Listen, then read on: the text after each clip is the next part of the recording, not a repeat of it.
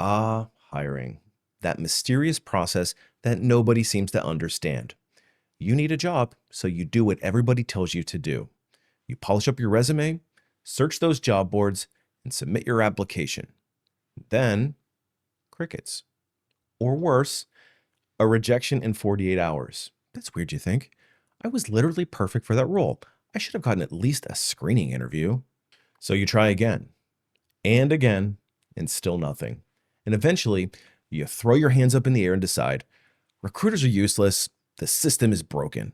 And here's the thing, you're not entirely wrong. Hiring is broken in a lot of ways. But what most job seekers don't realize is that they're actually playing a game without understanding the rules. So today, I'm going to be pulling back the curtain and showing you the rules from behind the scenes. And here's what I saw during my years as a corporate recruiter. We are not just reading applications anymore. In fact, a lot of times, we're not even seeing them. Let me explain why, and more importantly, how you can beat the system and get hired faster. Hi, and welcome back to A Life After Layoff. I'm Brian, and I'm here to help you navigate your job search like a recruiter would.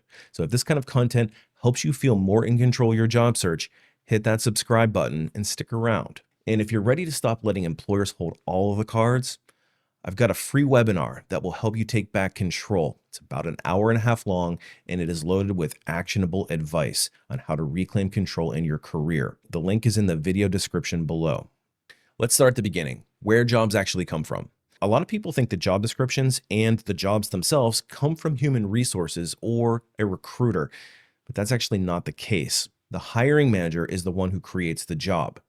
They decide they need to hire somebody, whether it's somebody quitting, maybe somebody wasn't working out so well, or the team is just simply growing. But regardless the reason, the hiring manager submits a request for headcount, and once approved, they'll get assigned to work with a recruiter, or somebody like me, who will then hold what's called an intake call. Now, on the call, we're obviously going to talk about the job description, but more importantly, we're going to be talking about what they're really looking for, because often what is written in the job post doesn't fully capture the actual expectations. And sometimes there can be a pretty big disconnect here. In fact, I made another video recently about a hiring manager's unrealistic expectations and how it was accidentally shared with the candidate. So if you're interested, you should check that one out too. Now, a great recruiter knows how to read between the lines.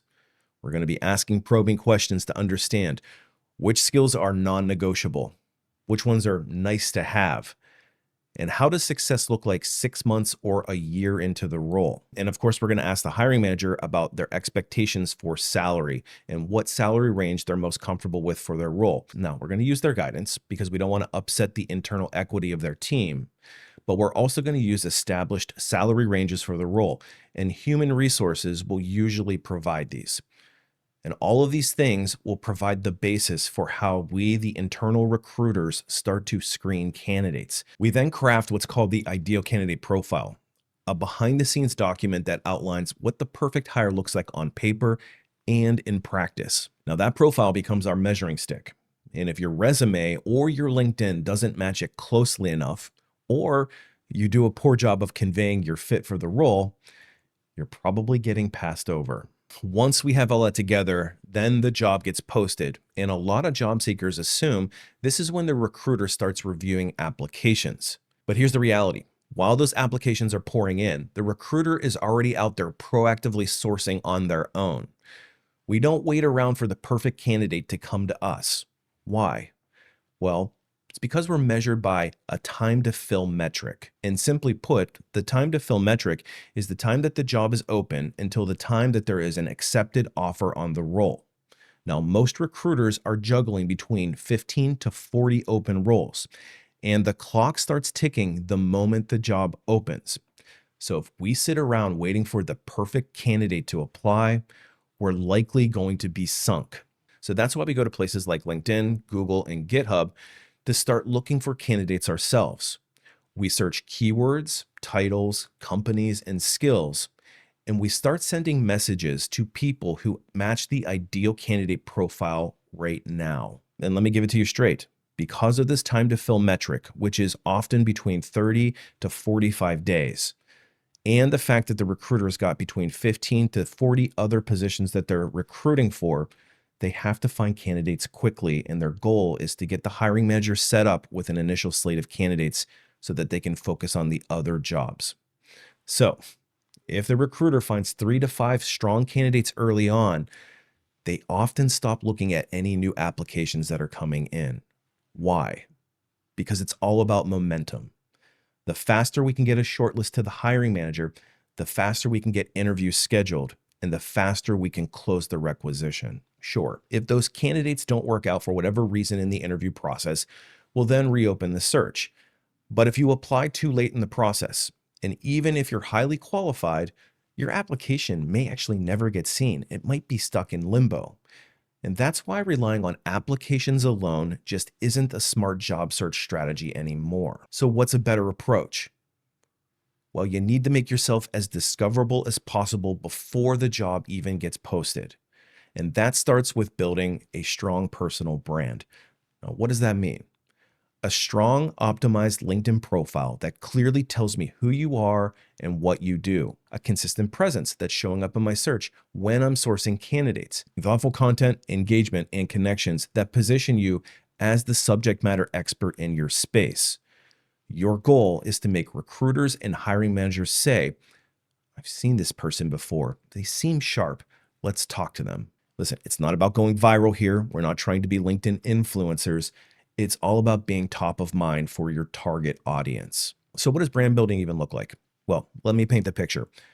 Imagine you're a marketing professional looking for your next role. The invisible, or let's just say the average job seeker, is sending out resumes and hoping, or maybe even praying for a reply. But the visible job seeker, well, they have a clean and compelling LinkedIn headline. They're posting once, twice, maybe even 3 times a week with real value and not just selfies or generic quotes. And they leave thoughtful comments on posts from leaders in their industry. And over time, they build trust. People start following.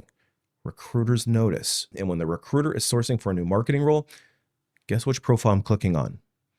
That's brand building in action. Listen, the job search game has changed. Recruiters are not just sitting around hoping and praying that the right resume shows up. We're actively sourcing and we're moving fast. And if you want to stand out, it's time to stop relying solely on job boards as the only thing you do to look for a new job. Focus on building a brand that makes recruiters come to you. And if you're ready to take that next step, but you just don't know where to start, check out my course, Unlocking LinkedIn. Because in it, I break down exactly how to build your profile for maximum recruiter discoverability. But even more, I teach you how to skip to the front of the line and past all the other job seekers. Or even better, potentially skip the recruiter altogether. And I demystified the whole process of connecting with people and make networking not nearly so awkward. And if you're interested, I will leave a link in the comments below. Keep in mind, you don't have to be an influencer.